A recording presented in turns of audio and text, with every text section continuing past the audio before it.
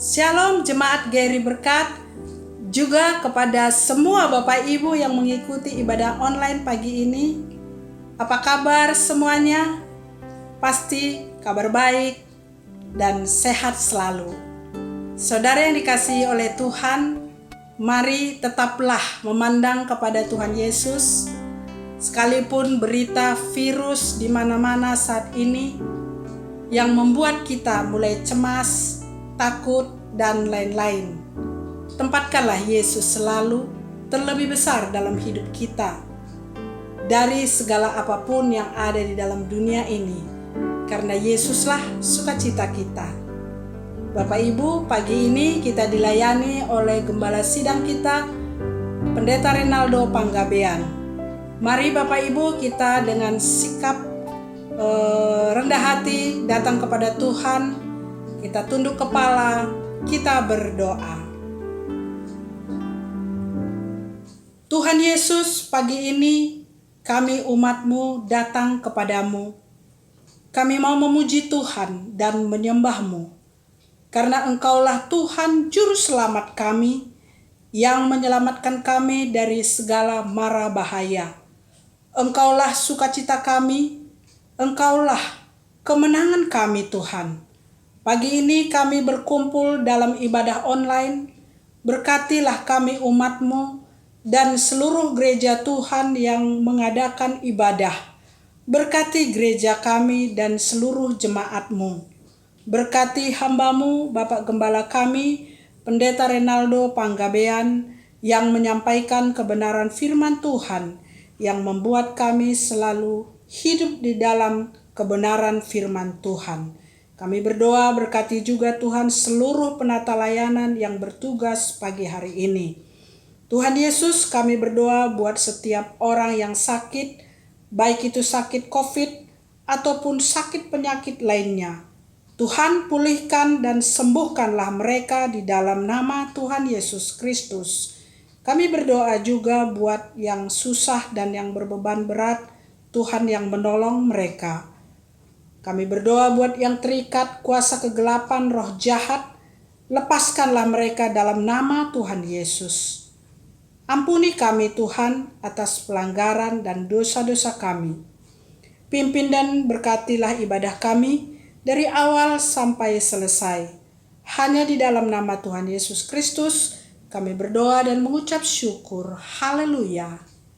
Amin.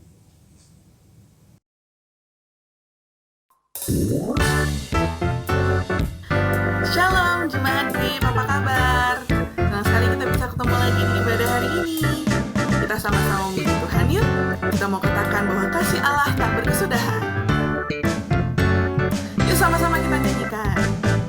Kasih Allah tak berkesudahan, selalu baru setiap pagi. Rahmatnya pun tak pernah berakhir seumur hidupku. Kasih Allah tak berkesudahan, selalu baru setiap pagi. Rahmatnya pun tak pernah berakhir seumur hidupku. Dengan sukacita ku kan menari, dengan sorak-sorai memuji, tunaikan pujian haleluya, nyanyi bagi Dia Sang Raja, nyanyi bagi Dia Sang Raja.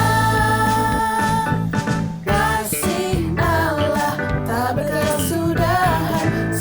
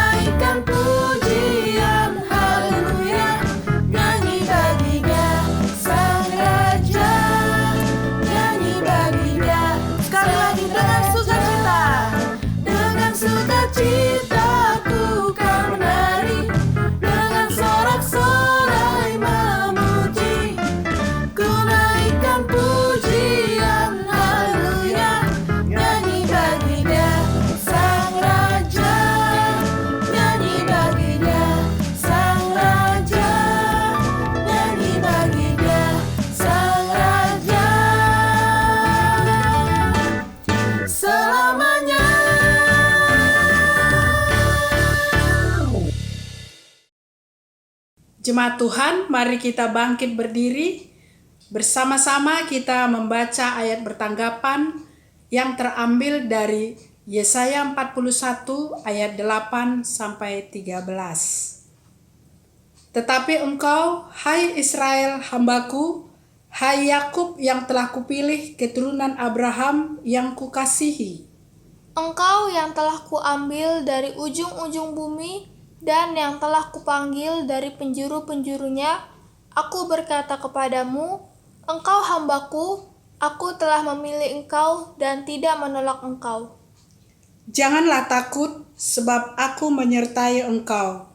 Janganlah bimbang, sebab aku ini Allahmu. Aku akan meneguhkan, bahkan akan menolong engkau. Aku akan memegang engkau dengan tangan kananku yang membawa kemenangan. Sesungguhnya, semua orang yang bangkit amarahnya terhadap engkau akan mendapat malu dan kena noda. Orang-orang yang membantah engkau akan seperti tidak ada dan akan binasa. Engkau akan mencari orang-orang yang berkelahi dengan engkau, tetapi tidak akan menemui mereka. Orang-orang yang berperang melawan engkau akan seperti tidak ada dan hampa. Sebab aku ini Tuhan Allahmu, memegang tangan kananmu dan berkata kepadamu, janganlah takut, akulah yang menolong engkau. Amin. Silakan duduk Bapak Ibu.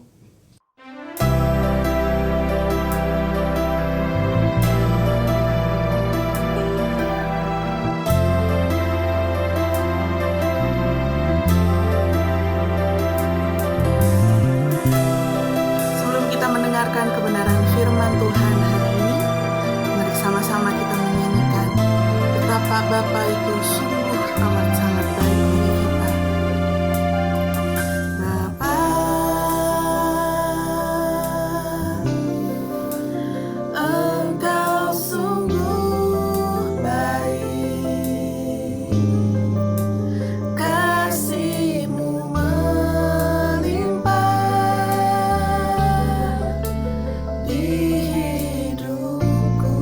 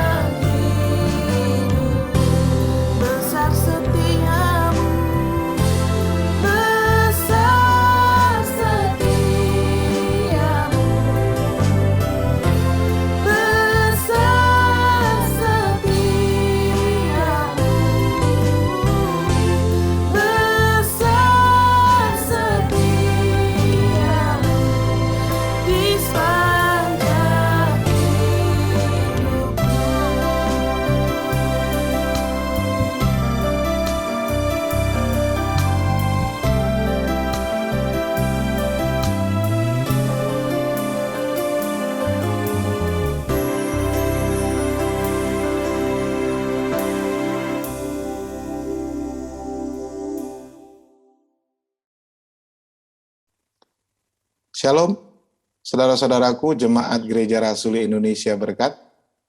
Apa kabar saudara? Saya berharap dan selalu berdoa saudara senantiasa dalam keadaan baik, baik itu jasmani maupun rohani. Karena Tuhan kita tidak pernah meninggalkan kita. Amin ya saudara. Mari kita mau merenungkan firman Tuhan. Ya, sebelumnya saya mau mengajak saudara untuk menundukkan diri di hadapan Tuhan, kita mohon tuntunan Roh Kudus. Mari kita berdoa. Segala puji dan syukur hanya kepadamu ya Allah Bapa yang Maha Kuasa yang bertahta di kerajaan surga, karena kasih Tuhan tidak pernah berhenti sedetik pun dalam hidup kami. Kami bersyukur kalau pagi ini kami boleh bersama-sama beribadah menyembah Tuhan. Saatnya kami mau mendengar apa yang hendak Kau sampaikan kepada kami semua. Tuhan, pimpin kami dengan Roh-Mu yang kudus. Pimpin hamba yang penuh dengan keterbatasan dan kelemahan ini ya Bapa, supaya dengan Roh-Mu yang kudus hamba boleh menyampaikan kebenaran kepada jemaat-Mu. Pimpin juga setiap jemaat Tuhan di tempat mereka masing-masing, supaya Roh Kudus yang memimpin mereka untuk berkonsentrasi, fokus, dan menuntun mereka untuk mengerti pesan mereka untuk mereka hari ini. Terima kasih ya Bapa, berfirmanlah di dalam nama Tuhan kami, Yesus Kristus. Kami sudah berdoa dan mengucap syukur. Amin. Mari saudara, kita mau merenungkan satu bagian dari firman Tuhan yang diambil dari 2 Raja-Raja 6, ayat 1 sampai dengan 7. Saudara boleh membuka Alkitab saudara dari 2 Raja-Raja 6 ayat 1 sampai dengan ayat yang ke-7. Lembaga Alkitab Indonesia memberi judul Kapak Timbul yang Mengapung. Dan saya memberikan sebuah tema yang memang sudah ditentukan oleh tim pengembalaan GRIP, yaitu menemukan kembali semangat yang hilang. Mari saudara kita membacanya, saudara membaca di tempat masing-masing dan saya akan membacakannya bagi saudara.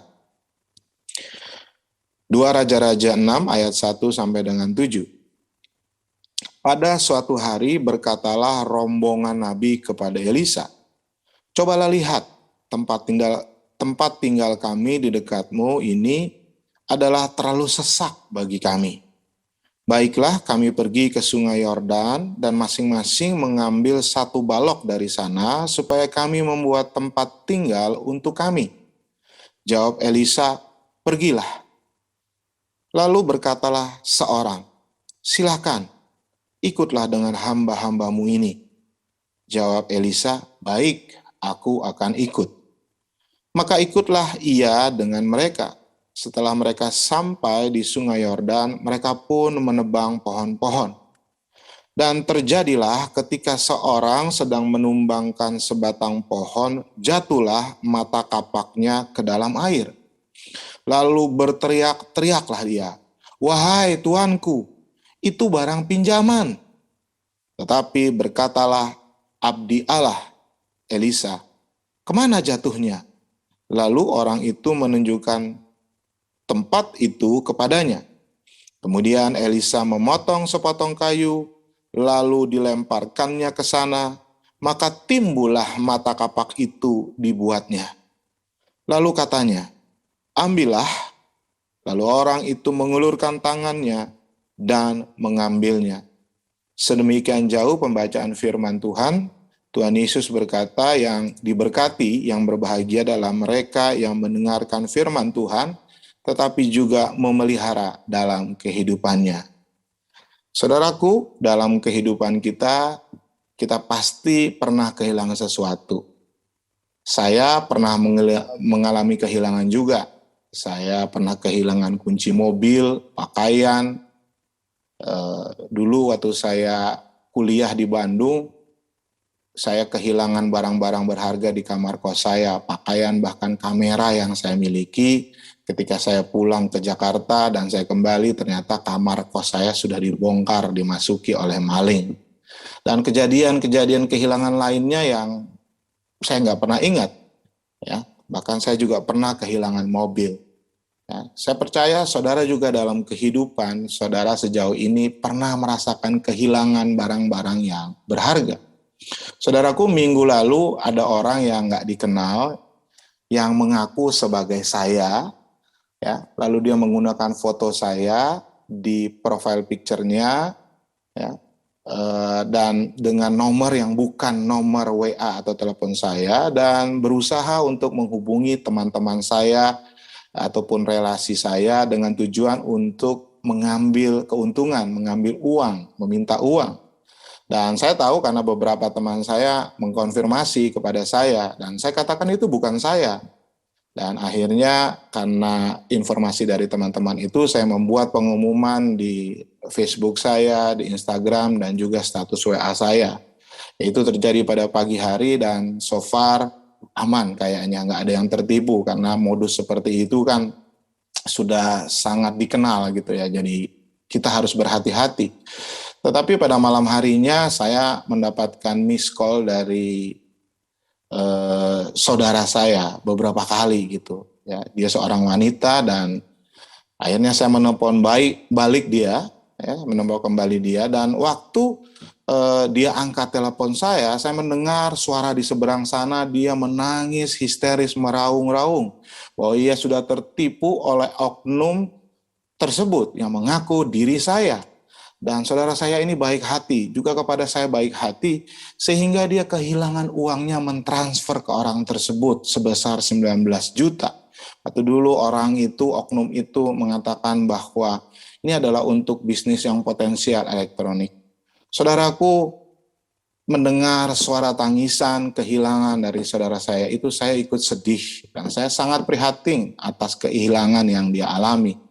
Dan saya hanya bisa merasakan prihatin, saya minta maaf kepada dia, saya sama sekali tidak bermaksud untuk membuat dia kehilangan. Tetapi orang jahat yang tidak saya kenal telah memanfaatkan nama dan foto saya untuk menipu orang-orang yang saya kenal, baik sebagai teman maupun saudara. Dan saya hanya bisa merasakan kepedihan dia, sedih dia, saya prihatin, dan saya berdoa supaya saudara saya itu boleh menemukan kembali uangnya yang hilang dari Tuhan. Saudara-saudaraku, berkaitan dengan kehidupan iman kita sebagai pengikut Kristus, apakah pernah saudara juga mengalami kehilangan iman? Bukan kehilangan sesuatu yang sifatnya material, tetapi kehilangan spiritual. Misalnya saudara kehilangan relasi yang baik dengan orang-orang yang saudara kasihi, saudara kehilangan semangat untuk beribadah dan menyembah Tuhan, saudara kehilangan semangat untuk melayani Tuhan, kehilangan kepercayaan kepada orang yang saudara kasihi, ya, saudara juga kehilangan passion untuk care kepada sesama. Ya. Pernahkah saudara mengalami kehilangan spiritual seperti itu? Atau mungkin saudara sekarang sedang mengalaminya. Saudaraku, melalui perikop yang kita baca di awal tadi, mari kita merenungkan apa yang Tuhan ajarkan kepada kita ketika kita sedang kehilangan sesuatu yang spiritual. Spirit kita hilang di dalam perjalanan hidup kita sebagai pengikut Kristus. Apakah Tuhan peduli? Dan kalau dia peduli, apa yang mau dia lakukan dengan rasa kehilangan kita? Ketika kita kehilangan sesuatu yang penting dalam hidup kita.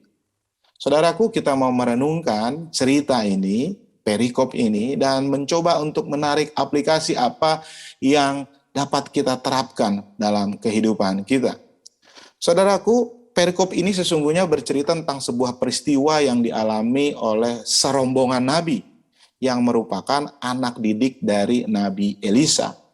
Saudaraku, sebagai pemimpin, sebagai nabi, Elisa tidak saja bertugas melayani bangsa Israel pada saat itu, yaitu untuk menyampaikan pesan-pesan Tuhan kepada bangsa Israel, tetapi dia juga mempunyai tugas untuk melayani dan mengajar serta membimbing para nabi-nabi muda.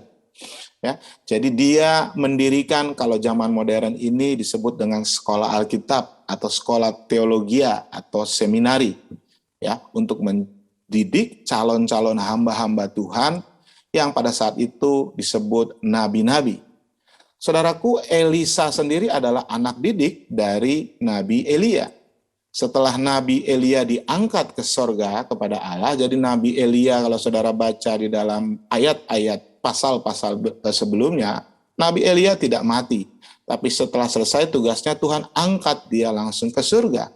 Dan Elisa sudah dididik oleh Elia untuk menjadi penggantinya. Dan sekarang ketika Elisa memimpin, dia juga mendidik nabi-nabi muda. Saudaraku, rupanya sekolah teologi Elisa ini berkembang pesat. Ya, sehingga ayat 1 dikatakan bahwa tempatnya yang sekarang ya itu tidak cukup untuk menampung mahasiswa atau seminarian. Ya, atau Alkitab menyebutnya rombongan nabi. Sehingga para nabi muda itu, para mahasiswa itulah yang mengusulkan kepada Elisa untuk ayo kita dirikan sebuah tempat sekolah yang baru, yang lebih besar, sehingga semua kami dapat tertampung. Ya. Dan tempatnya adalah di Sungai Yordan. Jadi di Sungai Yordan mereka memotong pohon-pohon, tetapi di situ juga mereka akan mendirikan sekolah Alkitab yang baru. Saudaraku, ayat 1 tadi saya bacakan kembali. Ya, dikatakan pada suatu hari berkatalah rombongan nabi kepada Elisa, coba lihat tempat tinggal kami di dekatmu ini terlalu sesak bagi kami. Baiklah kami pergi ke Sungai Yordan dan masing-masing mengambil satu balok dari sana supaya kami semua membuat tempat tinggal untuk kami. Lalu Elisa jawab, pergilah. Saudaraku, Elisa sudah mengumpulkan orang-orang muda, sekelompok yang disebut nabi, melatih mereka, dan jumlahnya itu bertambah terus sampai mereka menyadari bahwa mereka membutuhkan sebuah tempat yang lebih besar. Jadi mereka semacam membuat seruan, ya, seruan untuk membangun tempat yang baru. Ya, mereka turun ke tepi Sungai Yordan di mana banyak pohon-pohon. Mereka mulai menebang kayu dan mereka membangun proyek pembangunan tempat sekolah Alkitab yang baru. Jadi saudara-saudaraku, konteks perikop ini adalah dalam rangka pembangunan tempat pendidikan hamba Tuhan yang lebih besar untuk bisa menampung banyak murid. Saudaraku, tentunya sebagai gembala, sebagai pemimpin, Elisa mendukung usulan daripada muridnya itu. Ayat 3 mengatakan, lalu berkatalah seorang nabi itu kepada Elia, Elia, silahkan, ikutlah dengan kami, hamba-hambamu ini. Lalu Elia menjawab, oke, aku ikut. Maka ikutlah Elisa dengan mereka. Setelah mereka sampai di Sungai Yordan, mereka pun mulai menebang pohon. Saudara-saudaraku, ada beberapa pelajaran yang bisa kita tarik dari cerita ini. Pelajaran yang pertama adalah bahwa sebagai jemaat, khususnya pelayan-pelayan Tuhan di gereja ini, kita harus penuh dengan semangat sama seperti seminarian para nabi, murid-murid dari Nabi Elisa. Mereka penuh dengan ide-ide yang kreatif. Demikian juga Tuhan meminta kepada semua pelayan Tuhan di Gereja Rasul Indonesia Berkat yang kita cinta ini. Sama seperti Elisa yang menyertai murid-muridnya dalam bekerja. Sebagai pemimpin, sebagai gembala, sebagai penatua, saya dan pendeta Yosua, pendeta Horas juga harus mendukung, mendoakan pelayanan dari para majelis, dari para pengurus dan pelayan Tuhan, bahkan saudara-saudaraku yang menjadi aktivis di gereja kita yang kita cinta ini. Jadi saudara-saudaraku, ada pesan khusus dari perikop ini kepada pelayan Tuhan. Pesan buat kita sebagai pelayan Tuhan, ayo semangat menjalankan pelayanan. Keluarkan dan laksanakan ide-ide yang kreatif, ide-ide yang baik, tetapi juga mudah untuk diwujudkan, dan yang paling penting ide itu harus Alkitabiah. Kalau kita ingin gereja kita maju seperti sekolahnya Elisa, sampai tempatnya nggak cukup, maka kita para pelayan Tuhan, majelis, pengurus, pekerja, aktivis harus mempunyai semangat yang menyala-nyala, yang penuh dengan ide-ide yang baik, langkah-langkah konkret untuk memajukan gereja Tuhan ini. Para nabi muda nggak berpikir, soal dirinya sendiri, soal keluarganya. Karena nabi-nabi itu sebagian ada yang sudah berkeluarga. Dia nggak mikir soal duit, soal sekolah anaknya, soal makan, ataupun soal jasmani lainnya. Karena mereka yakin semangat yang menyala-nyala, talenta dan karunia yang sudah Tuhan karuniakan, itu adalah modal yang cukup. Karena yang lainnya pasti aman, karena Tuhan berjanji akan memberkati. Saudara, di akhir cerita kita tahu bahwa alat-alat yang mereka pakai pun untuk membangun, itu adalah alat-alat yang mereka pinjam. Mereka nggak punya kapak, mereka meminjam. Saudara-saudaraku, itu adalah modal utama di dalam melayani yang harus kita miliki sebagai pelayan Tuhan. Ya, bukan soal materi, saudara-saudaraku. Tuhan Yesus juga mengatakan kepada murid-muridnya ketika dia mengutus murid-muridnya di dalam Injil Markus. Ya, dia memanggil ke-12 muridnya, lalu dia mengutus berdua-dua di dalam Markus 6 ayat 7-9. Ia memberi mereka kuasa atas roh-roh jahat dan berpesan kepada mereka supaya mereka jangan membawa apa-apa dalam perjalanan mereka.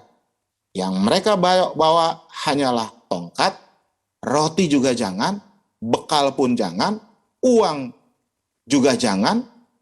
Ya, mereka hanya boleh pakai sendal, ya, tapi baju pun tidak boleh bawa dua.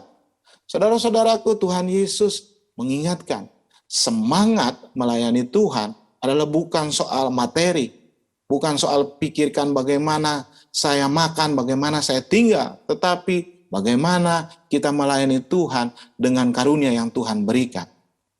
Jadi khususnya kepada para pelayan Tuhan di Gereja Rasuli Indonesia Berkat, dan juga untuk semua jemaat Tuhan yang rindu melayani, mari kobarkan semangatmu di dalam melayani. Dan saudara harus menemukan talenta, karunia rohani yang sudah Tuhan karuniakan kepada semua anak-anaknya. Dan pakai itu.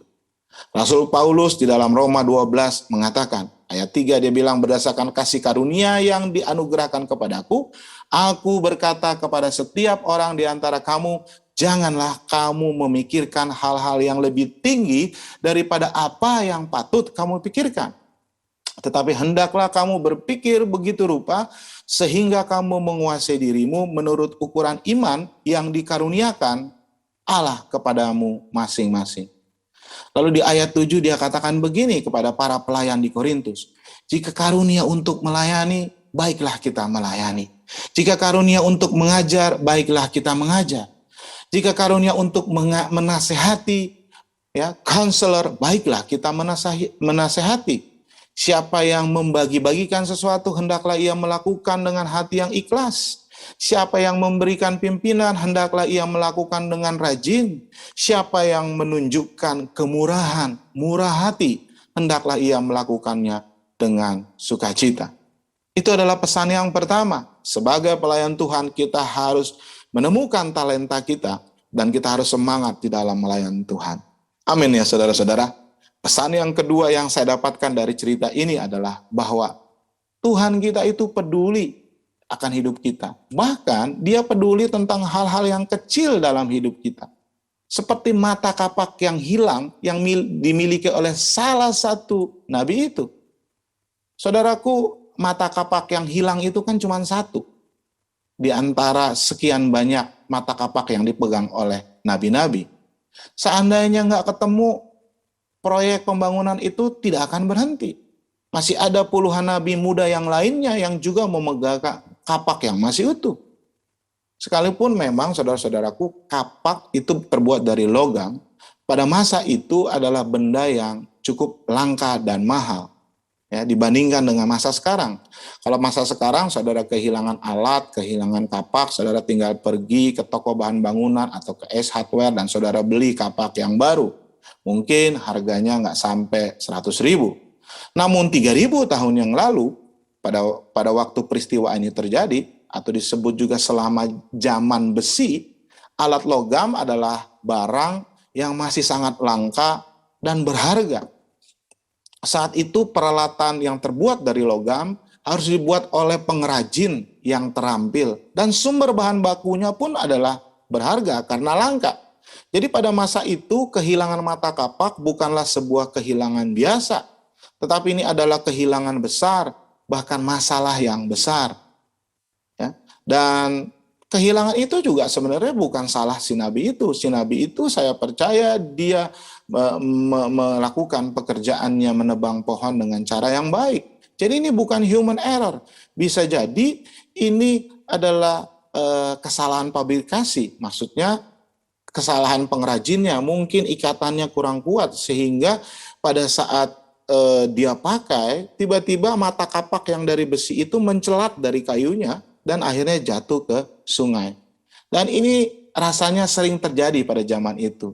Dan kalau kita baca di hukum Taurat, ya, di kitab Ulangan, Tuhan juga memberikan aturan soal itu, soal kapak yang terlepas. Saya bacakan ya saudara, di dalam Ulangan 19 ayat 4-5.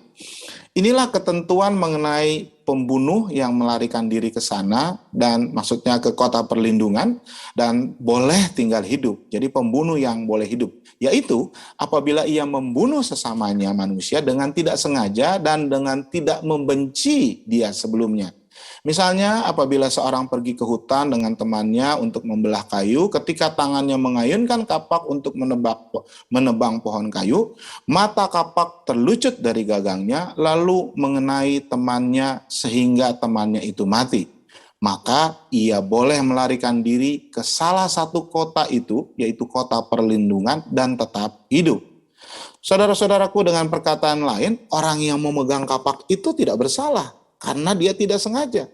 Bahkan saudara-saudaraku, di dalam cerita Elisa ini, nabi muda itu mungkin berhati-hati sehingga dia menjaga jarak supaya kalau kapak itu mencelat tidak mengenai nabi-nabi yang lainnya. Ya. Tetapi bisa jatuh ke sungai. Cuman yang tidak diperkirakan adalah ternyata jatuh ke sungai yang dalam sehingga hilang.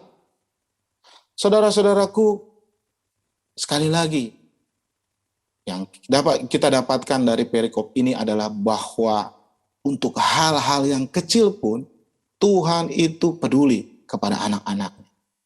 Tuhan tidak hanya peduli pada hal-hal yang besar, soal hidup dan mati, soal sakit kritis, soal pekerjaan atau kehilangan pekerjaan, soal keuangan atau kerugian dan masalah besar lainnya. Tetapi dia bahkan peduli sampai hal-hal yang terkecil ataupun kita rasa kecil dalam hidup kita. Misalnya besok anak-anak kita mau ujian, Tuhan peduli. Tiba-tiba kita sakit perut, habis kita salah makan atau makan gado-gado yang gak bersih. Itu pun dia peduli. Atau besok saya harus bekerja karena giliran WFO, ya, work from office. Saya agak wasas, dia peduli. Atau mungkin saya tiba-tiba sakit kepala karena kepanasan dan lain sebagainya. Atau saya diberi tugas tiba-tiba oleh bos saya sehingga saya merasa overloaded. Semua hal-hal itu yang sehari-hari Allah peduli. Mungkin anak-anak saudara tidak bisa berkumpul dengan saudara karena dia sekolah di luar kota, di luar pulau, di luar negeri. Dia peduli. Atau sekarang saudara sedang terpapar COVID-19 walaupun saudara tidak parah, saudara OTG, Tuhan juga peduli. Jadi saudara-saudaraku, ingatlah pesan kedua hari ini bahwa Tuhan peduli semua masalahmu, baik yang besar maupun yang kecil. Allah peduli. Amin saudara. Tuhan Yesus sendiri bilang di dalam Lukas 12 ayat 7 dikatakan, bahkan rambut di kepalamu pun terhitung semuanya. Karena itu jangan takut, karena kamu lebih berharga daripada banyak burung pipit. Oleh karenanya Rasul Petrus juga mengajarkan kepada kita dalam 1 Petrus 5 ayat 7. Serahkanlah segala kekhawatiranmu kepadanya. Sekali lagi saya ulang. Petrus mengatakan serahkan masalahmu yang besar. Enggak. Petrus mengatakan serahkanlah segala, garis bawahi saudara 1 Petrus 5 ayat 7. Segala kekhawatiranmu kepadanya. Sebab ia akan memelihara kamu. Amin saudara. Saudara boleh nyanyi sebentar? Katakan Allah mengerti. Allah mengerti. Allah peduli. Segala persoalan yang kita hadapi. tak akan pernah dibiarkannya ku, sebab Allah mengerti. Amin, saudara. Dan saudaraku, saya ingatkan kembali, kita ingin merenungkan tentang kehilangan. Tapi itu adalah pengajaran utama dari perikop ini. Tetapi saudara-saudaraku, saya mendapat satu pesan penting lagi dari Tuhan sebelum kita masuk ke pengajaran yang utama dari perikop ini. Di ayat 5, si Nabi berteriak, "Wahai Tuhanku," ketika mata kapaknya hilang. Itu barang pinjaman. Saudara, kita baca ya ayat yang kelima. Dan terjadilah ketika seorang sedang menumbangkan sebatang pohon itu, jatuhlah mata kapaknya ke dalam air, lalu berteriak-teriaklah dia, "Wahai Tuhanku, itu barang pinjaman." Bukan hanya dia mengalami kehilangan, tetapi Nabi muda ini sadar bahwa dia harus bertanggung jawab atas barang yang hilang itu. Karena benda itu bukan miliknya. Pelajaran apa yang bisa kita ambil dari ayat ini, saudara? Saudaraku, penting bagi kita untuk menyadari bahwa semua yang kita miliki bukan milik kita. Tapi semuanya itu adalah berasal dari Tuhan. Bahkan itu hanya pinjaman dari Tuhan.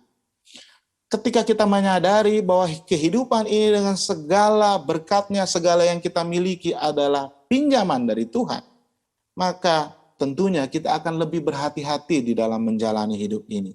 Menjalani hari-hari kita, bulan-bulan kita, tahun-tahun kita, menjalani hubungan kita, menggunakan barang-barang kita. Kita akan menjaganya dengan baik-baik karena itu adalah milik Tuhan. Saudaraku, segala sesuatu yang kita miliki sesungguhnya adalah dalam tanda kutip pinjaman. Itu sebabnya saudara-saudaraku, di dalam perumpamaan talenta dan mina, Tuhan Yesus mengajarkan kita bahwa semua yang Tuhan karuniakan kepada kita di dalam hidup kita harus kita kelola dan kembangkan dengan baik. Karena itu bukan milikmu. Itu bukan milik saudara dan saya, tetapi hanya dipinjamkan oleh Tuhan. Nanti di akhir zaman, di hari akhir, ketika Yesus datang kembali, kita akan diminta pertanggungjawaban oleh Tuhan. Dan ketika kita saat ini mengelola dalam tanda kutip barang-barang pinjaman kita dari Tuhan dengan baik, maka pada akhir itu dia akan memanggil kita sebagai hamba yang setia. Sebaliknya, kalau dalam hidup ini kita tidak mengelola dengan baik semua berkat dan karunia yang Tuhan titipkan kepada kita, Yesus katakan, "Aku akan memanggil engkau hamba yang jahat." Saudara baca di dalam Matius 25 dan Lukas 19. Rasul Paulus sendiri bertanya kepada jemaat di Korintus perihal ini.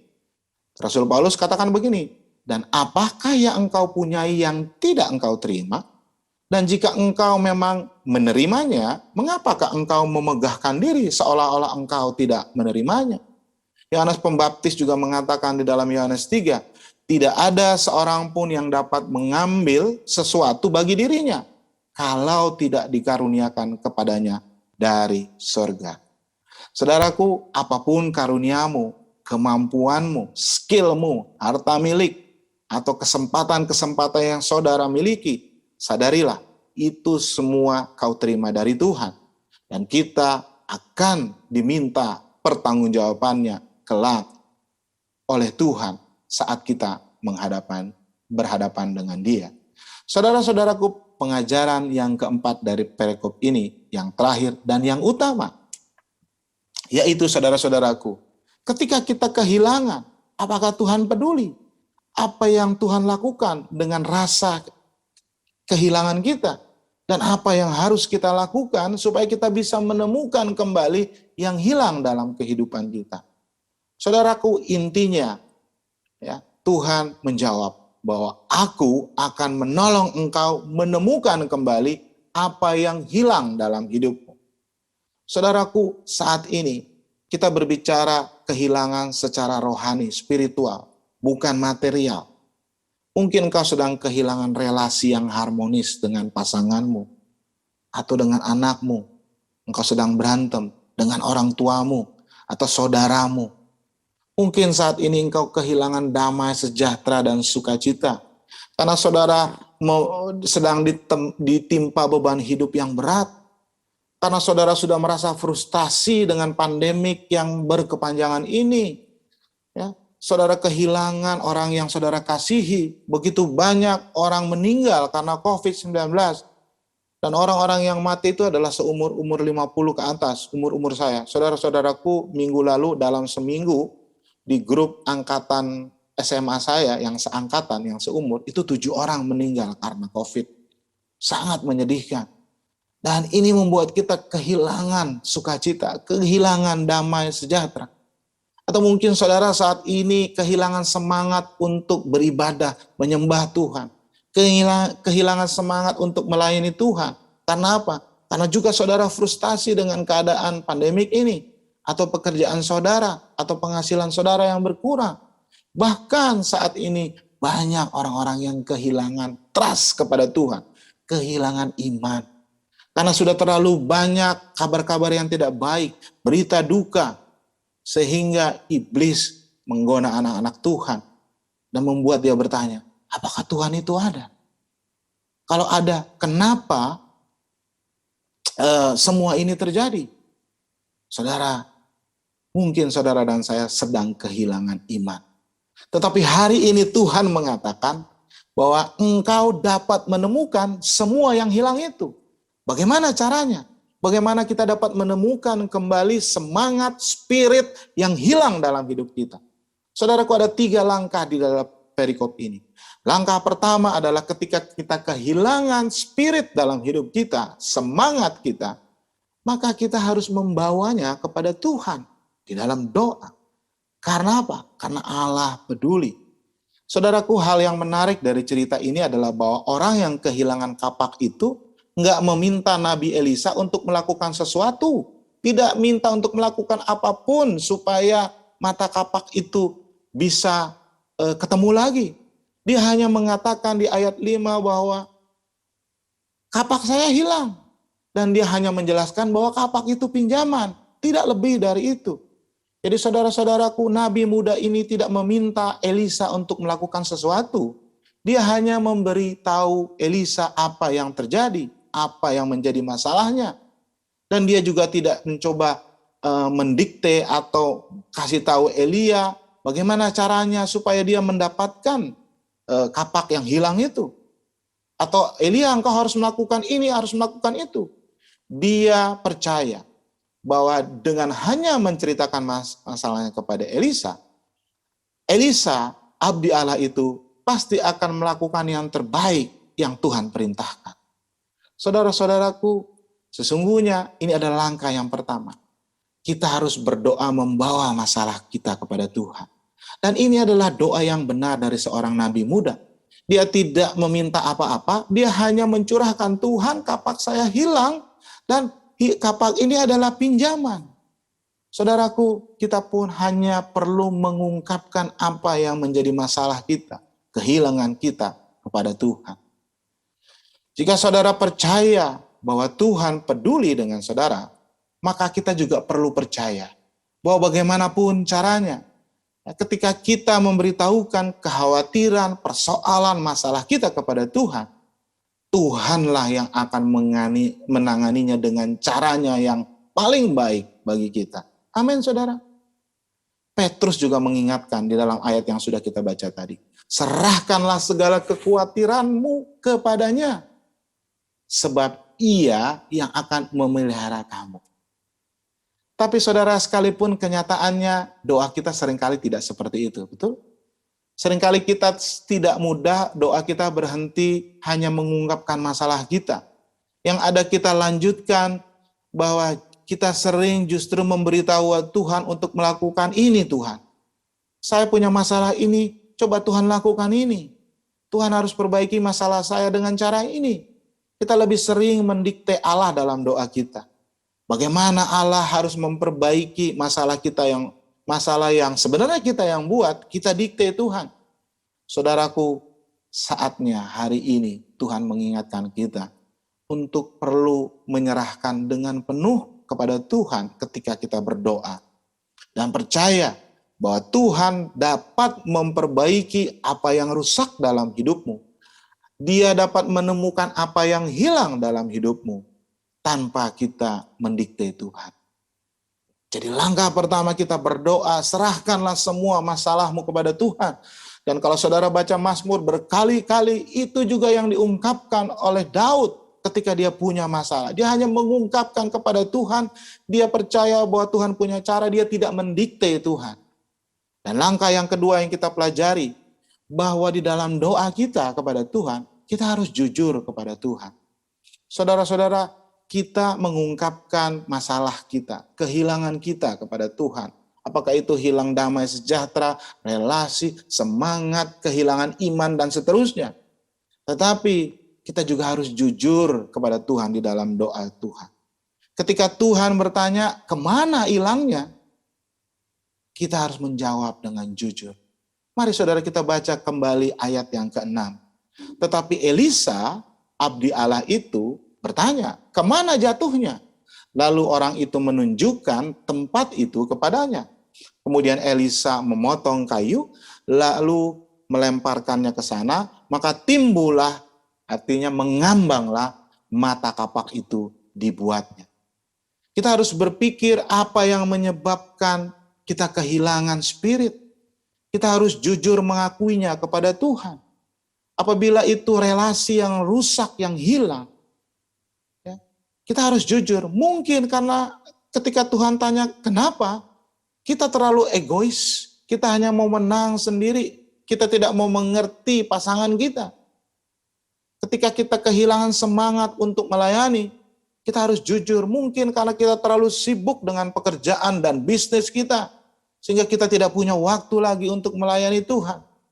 Kita harus jujur ketika saya kehilangan damai sejahtera. Karena memang saya tidak mau konsentrasi, ibadah sekarang dilakukan secara online. Saya tidak pernah serius lagi di dalam menyembah Tuhan. Saya nggak pernah baca Alkitab. Sehingga saya kehilangan kepekaan akan apa yang benar dan apa yang tidak benar di hadapan Allah. Atau saya kehilangan damai sejahtera, saya tidak bisa memaafkan teman saya. Itulah yang menyebabkan saya kehilangan damai sejahtera. Saudara-saudaraku, kita harus jujur kepada Tuhan. Kita katakan kita punya masalah kehilangan, tapi ketika Tuhan tanya, di mana? Kenapa hilang? Maka kita harus memeriksa diri kita dan mengoreksi hidup kita. Dan kita mengaku dengan jujur. Saudara harus jujur sama Tuhan. Di mana barang itu hilang? Kemana barang itu hilang? Jangan saudara tutupi. Jangan saudara menutupi apapun. Toh di hadapan Tuhan juga tidak ada bisa yang tersembunyi. Jadi saudara-saudaraku, jika engkau ingin menemukan yang hilang dalam hidupmu, spirit yang hilang, semangat yang hilang, iman yang hilang, langkah yang kedua di dalam doa, saudara harus jujur kepada Tuhan. Selain engkau curhat masalahmu, engkau juga harus jujur kepada Tuhan. Dan yang terakhir saudara-saudaraku, langkah ketiga supaya kita bisa menemukan spirit yang hilang, semangat yang hilang dalam kehidupan kita. Kita lanjutkan baca di ayat 6. Dikatakan begini, tetapi berkatalah abdi Allah, kemana jatuhnya? Lalu orang itu menunjukkan tempat itu kepadanya.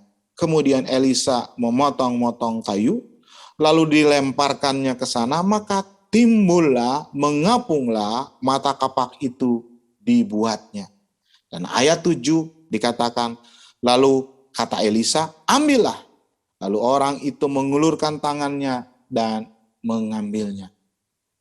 Saudaraku, ketika Elisa bertanya di mana kapak itu hilang, mungkin maksudnya supaya Nabi itu menunjukkan kira-kira di sebelah mana di sungai itu kapak itu jatuh.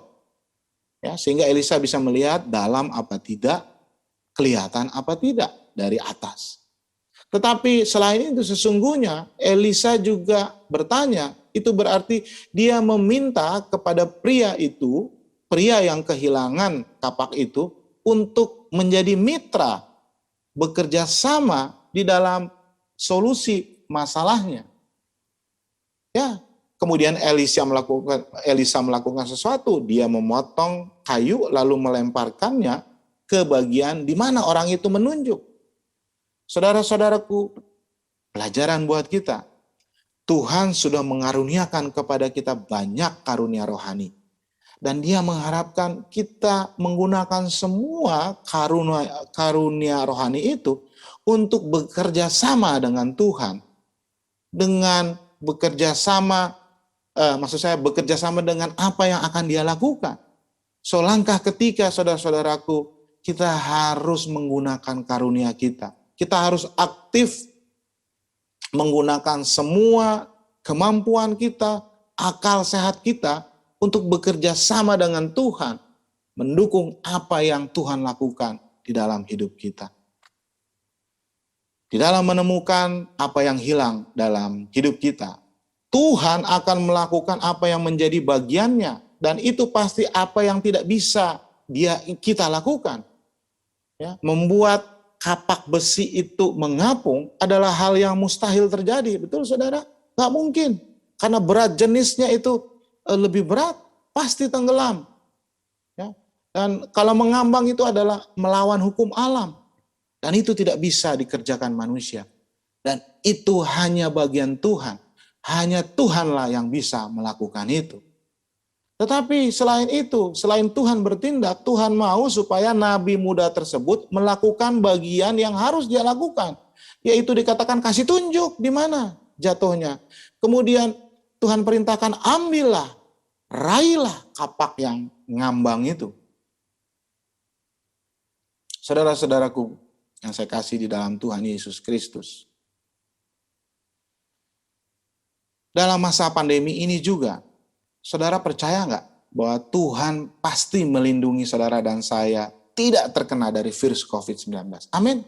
Ya, amin. Allah kita itu Allah yang berkuasa, Allah sovereign, Allah yang berdaulat. Dia akan melindungi kita. Sekalipun kita nggak bisa melihat virus ini, tapi kita percaya Tuhan akan melindungi kita dari virus COVID. Saudara imani itu. Amin. Tetapi saudara-saudaraku, ada bagian yang harus kita lakukan juga supaya kita bisa bekerja sama dengan Allah. Supaya kita terhindar dari virus COVID ini. Kita harus melakukan memakai masker, mencuci tangan, pakai air sabun yang mengalir, harus menjaga jarak, menjauhi kerumunan, serta membatasi mobilisasi atau interaksi dengan orang lain. 5M. Saudara juga harus memelihara kesehatan dengan makan yang bergizi, vitamin yang cukup, istirahat yang cukup, berjemur matahari di pagi hari, ya, dan lain sebagainya. Semua itu yang harus saudara lakukan. Termasuk mematuhi pemerintah tentang aturan PPKM. Saudaraku, kita melakukan bagian kita yang bisa kita lakukan. Selanjutnya kita biarkan, kita imani Tuhan yang akan bekerja. Amin saudara, itu adalah sebuah contoh, sebuah ilustrasi bagaimana Tuhan akan bekerja dalam hidup kita. Namun Tuhan meminta kita untuk juga aktif melakukan bagian kita. Begitupun di dalam menemukan kembali spirit yang hilang. Apakah itu iman, apakah itu damai sejahtera, relasi, sukacita, semangat, dan seterusnya. Ketika semua itu hilang, kita harus bekerja sama dengan Tuhan. Kita melakukan apa yang menjadi bagian kita. Kita harus bermitra dengan Tuhan. Begitupun di dalam pelayanan kita sebagai murid Kristus. Kalau saudara mau dipakai secara produktif oleh Tuhan, artinya hidupmu mau berbuah bagi Tuhan, bukan bagi diri saudara sendiri, keluarga saudara. Ayo, mari kerjasama dengan Tuhan. Lakukan bagianmu sesuai dengan karuniamu, talentamu. Dan Tuhan akan melakukan bagiannya. Amin, saudara. Saudaraku, sebagai konklusi penutup dari renungan kita pada pagi ini, apa yang dapat kita simpulkan dari mujizat yang kecil ini dan apa yang bisa kita aplikasikan? Beberapa hal yang tadi sudah kita bicarakan. Yang pertama, sebagai jemaat, khususnya para pelayan Tuhan, kita harus punya semangat yang menyala-nyala. Kita harus temukan spiritual gift kita, karunia rohani kita. Kita harus penuh dengan ide-ide yang kreatif untuk mengembangkan gereja Tuhan. Yang kedua, kita dapat pelajaran bahwa Allah sangat peduli kepada kita. Bahkan hal-hal yang kecil pun dalam hidupmu, Allah peduli. Dan yang ketiga, kita ingat kata pinjaman. Bahwa semua yang kita miliki di dunia ini adalah bukan milik kita, tetapi berasal dari Tuhan dan kita hanya dalam tanda kutip meminjamnya. Oleh karena itu kita harus menggunakannya, mengelolanya dengan baik, karena di akhir zaman Tuhan Yesus akan meminta pertanggungjawaban kita atas semua itu. Dan yang keempat, saudara-saudaraku, hari ini Tuhan berkata, Tuhan akan mengembalikan apa yang hilang dalam hidupmu. Dia akan mengembalikan iman saudara, damai sejahtera, sukacita, semangat, spirit kita melalui 3 langkah.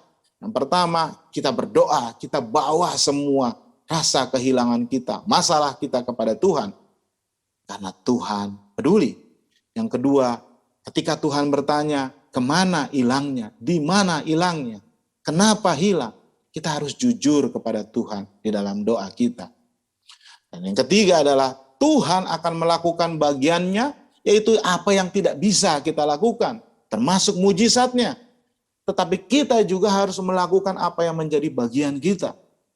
Dengan menggunakan kemampuan, talenta, skill, dan akal sehat kita, kita bekerja sama dengan Tuhan, dengan apa yang akan Dia lakukan dalam hidup kita.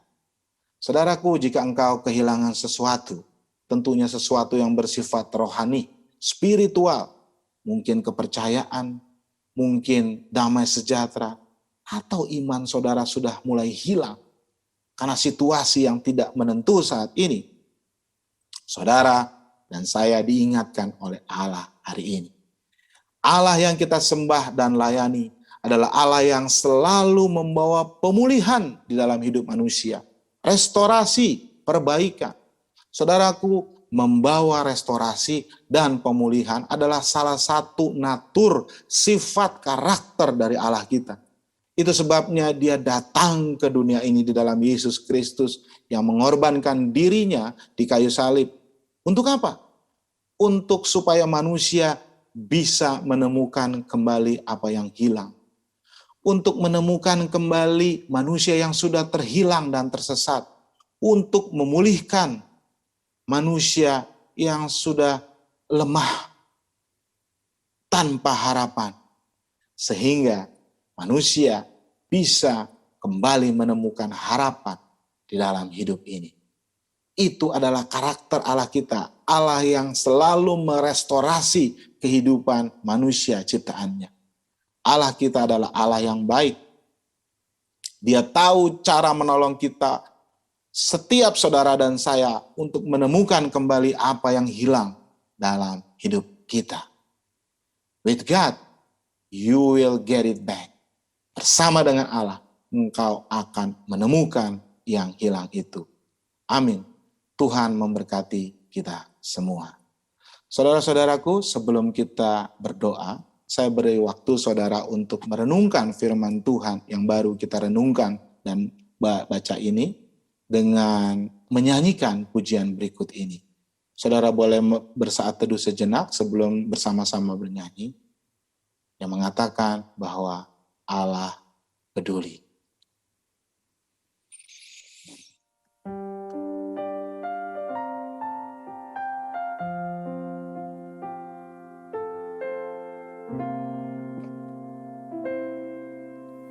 Banyak perkara yang tak dapat ku mengerti. Mengapakah harus terjadi di dalam kehidupan ini? Satu perkara yang ku simpan dalam hati, tiada satu pun kan terjadi tanpa Allah peduli.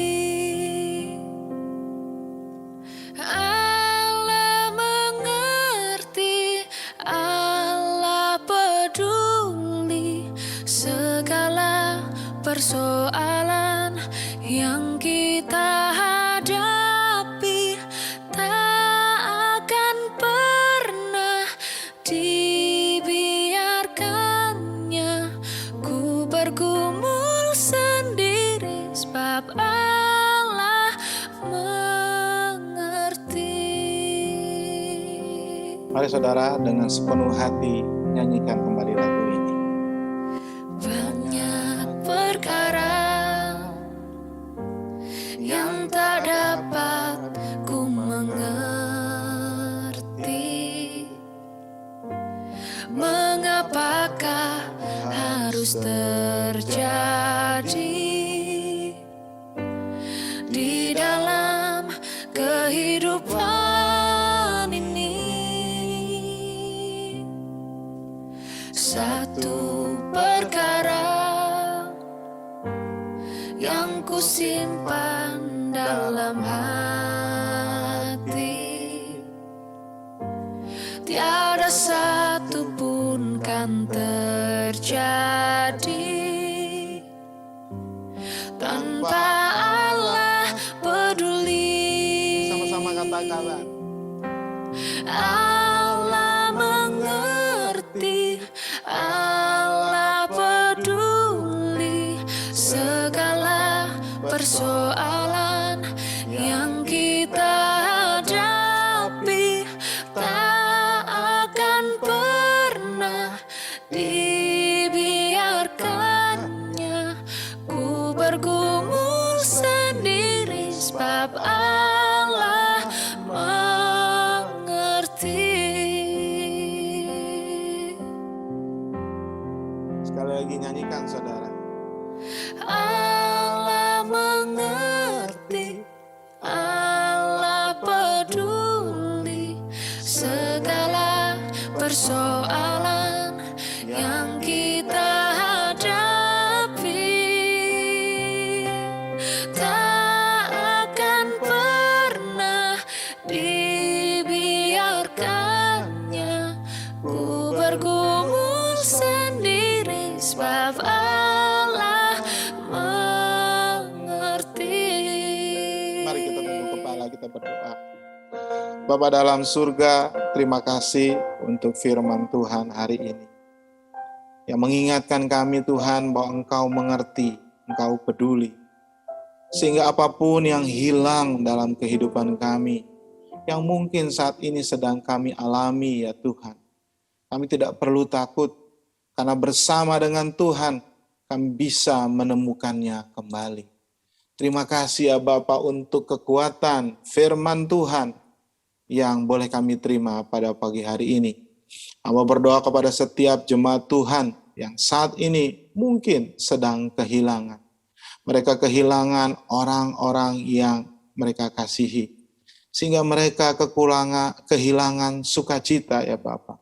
Ya Roh Kudus, hiburlah mereka. Kembalikan damai sejahtera dan sukacita di dalam hidup mereka, di dalam hati mereka. Yakinkan mereka dengan firman Tuhan. Konfirmasikan bahwa setiap orang yang mati di dalam Tuhan Yesus, maka dia adalah disebut orang yang berbahagia. Karena dia bersuka cita bersama-sama dengan Tuhan di rumah Bapa. Atau mungkin mereka kehilangan damai sejahtera karena mereka sakit, karena mereka masih kehilangan penghasilan dan pekerjaan. Tuhan, biarlah Engkau hadir dan memberi kekuatan kepada mereka bahwa Tuhan tidak pernah berhenti memelihara hidup mereka. Pasti Tuhan akan memberikan jalan keluar. Tetapi Engkau juga mengingatkan kami semua supaya kami mau bekerja sama dengan Tuhan. Hamba berdoa Tuhan kepada negara kami, negara Indonesia, khususnya untuk pemerintahan kami, Presiden Jokowi dan seluruh aparat yang saat ini sedang bersusah payah menangani pandemi COVID-19, menerapkan dengan tegas aturan PPKM. Tuhan, berikanlah hikmat bagi mereka, sehingga mereka boleh melakukan kebijakan-kebijakan yang baik dan tepat kepada rakyat Indonesia, khususnya di dalam rangka untuk memerangi dan menghilangkan COVID-19 ini. Tuhan pimpin pemerintah di dalam mengusahakan sebanyak-banyaknya vaksin bagi sebanyak-banyaknya warga negara Indonesia, supaya semuanya boleh divaksin, sehingga herd immunity boleh terbangun dan penyakit ataupun virus COVID ini boleh segera kami kalahkan ya Bapa. Tuhan juga beri hikmat bagi semua kami dan semua warga Indonesia untuk melakukan apa yang harus kami lakukan dengan melakukan protokol kesehatan 5M, kemudian menjaga kesehatan kami, sehingga dengan anugerah Tuhan kami boleh sungguh-sungguh terhindar dari virus COVID-19 ini. Kami berdoa untuk mereka yang sakit ya Bapak. Ibu Dianita Nasution yang masih dalam pemulihan dari sakit virus COVID-19, begitu juga dengan sebagian anak-anaknya dan cucunya. Kami percaya mukjizat Tuhan sudah terjadi dan sedang bekerja di dalam tubuh mereka. Sembuhkan mereka secara sempurna ya Tuhan. Dan kami percaya kemuliaan Tuhan akan dinyatakan di dalam sakit yang dialami oleh mereka. Begitupun juga untuk mereka yang sakit karena penyakit lainnya, yang ada di rumah sakit, yang ada di rumah ya Tuhan. Tuhan tolong, Tuhan jamah mereka, Tuhan sembuhkan mereka ya Bapa. Tuhan juga berkati ya Bapa mereka yang masih dalam keadaan berduka cita karena ditinggal orang yang kekasih, kepada Ibu Elsa Sinaga, begitu juga dengan Ibu Melva Panjaitan, beserta adik dan kakak dari almarhum saudara kami yang kekasih Christian Sinaga. Tuhan melihat kepedihan dan kepiluan hati mereka. Tuhan beri kekuatan dalam menjalani hari-hari yang sulit saat ini ya Bapak, karena kehilangan orang yang dikasihi. Dan Tuhan, kami mau mengaminkan firman-Mu bahwa diberkatilah, dihiburlah orang yang berduka di dalam Tuhan. Berkati keluarga ini ya Bapak. Begitu juga dengan semua yang dalam keadaan sakit, biarlah Tuhan yang menghampiri mereka, menyembuhkan mereka, tetapi juga memberikan damai, sejahtera, dan sukacita ya Tuhan. Terima kasih Bapak yang baik, terima kasih untuk hadirat Tuhan pada hari ini. Tuhan kuatkan dan Tuhan pimpin dengan Roh-Mu yang kudus setiap jemaat Tuhan yang sudah memahami, mengerti, dan menerima firman Tuhan hari ini, supaya segera mereka boleh melakukannya dalam kehidupan mereka. Terima kasih ya Bapa, sesungguhnya masih banyak yang harus kami mohonkan kepadamu ya Tuhan, karena Engkau adalah satu-satunya Allah sumber kehidupan dan penghidupan kami. Karena kami percaya Engkau peduli akan kehidupan kami. Tapi kami tidak dapat menyebutnya satu persatu, tetapi kami percaya Tuhan sudah menyediakan apa yang terbaik dalam hidup kami. Inilah doa dan permohonan kami yang kami naikkan hanya di dalam nama Yesus Kristus, Tuhan dan Juru Selamat kami, yang sudah mengajarkan kami berdoa. Bapa kami yang di surga, dikuduskanlah nama-Mu, datanglah kerajaan-Mu, jadilah kehendak-Mu di bumi seperti di surga. Berilah kami pada hari ini makanan kami yang secukupnya, dan ampunilah kami akan kesalahan kami, seperti kami juga mengampuni orang yang bersalah kepada kami. Dan janganlah bawa kami ke dalam pencobaan, tetapi lepaskanlah kami daripada yang jahat. Karena Engkaulah yang mempunyai kerajaan, dan kuasa, dan kemuliaan, sampai selama-lamanya. Amin. Terima kasih Pak Gembala yang sudah memberkati kami melalui kebenaran firman Tuhan. Saya mengundang jemaat Tuhan untuk bangkit berdiri bersama umat Tuhan di segala abad. Kita mengikrarkan pengakuan iman rasuli. Aku percaya kepada Allah, Bapa yang Maha Kuasa, Khalik langit dan bumi, dan kepada Yesus Kristus anaknya yang tunggal Tuhan kita, yang dikandung daripada Roh Kudus, lahir dari anak darah Maria, yang menderita sengsara di bawah pemerintahan Pontius Pilatus, disalibkan, mati dan dikuburkan, turun ke dalam kerajaan maut. Pada hari yang ketiga, bangkit pula dari antara orang mati, naik ke surga, duduk di sebelah kanan Allah, Bapa yang Maha Kuasa, dan akan datang dari sana untuk menghakimi orang yang hidup dan yang mati. Aku percaya kepada Roh Kudus, gereja yang kudus dan persekutuan orang kudus, pengampunan dosa, kebangkitan orang mati, dan hidup yang kekal. Amin. Silakan duduk kembali Bapak Ibu. Bapak Ibu, tiba saatnya kita memberi persembahan kita kepada Tuhan melalui gereja kita. Berilah persembahanmu, persembahan kolekte, persembahan syukur, persembahan persepuluhan. Silahkan mentransfer ke nomor rekening gereja yang tertera di layar. Selamat memberi, Tuhan Yesus memberkati.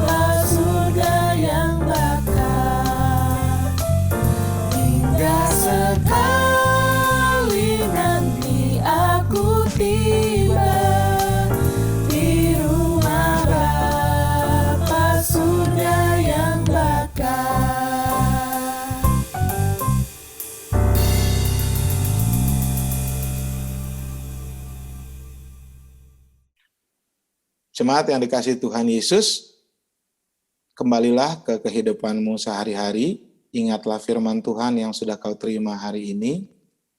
Mari saudara bangkit berdiri, saudara arahkan hati saudara dan pikiran saudara, tengadahkan wajahmu, terima dan aminkan berkat dari Tuhan. Tuhan memberkati engkau dan melindungi engkau. Tuhan senantiasa menyinari engkau dengan wajah-Nya dan memberi engkau kasih karunia. Tuhan menghadapkan wajah-Nya kepadamu dan memberi engkau damai sejahtera.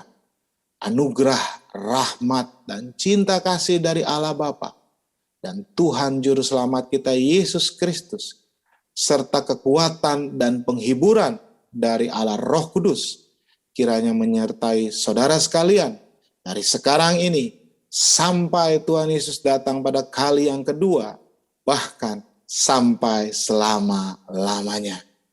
Amin.